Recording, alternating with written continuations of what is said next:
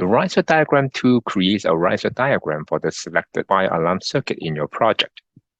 Before using this tool, you need to create a fire alarm circuit for each fire alarm device and assign it to the designated FACP connection. Please refer to the assigned FATK Mark Help tutorial video for this step. When you're ready to create a riser diagram for your project, activate a drop-in view or sheet. Click Riser Diagram. Then select a circuit from the drop-down. Enter the number of symbols per row in the riser diagram. Click OK.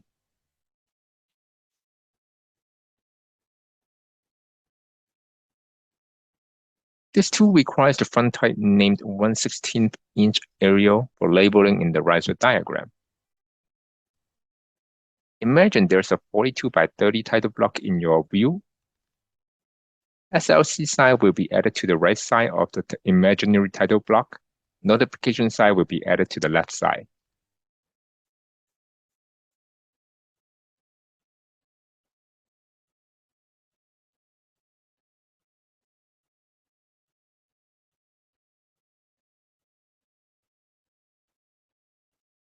You can add your riser diagram on a sheet directly without using a drop-in view.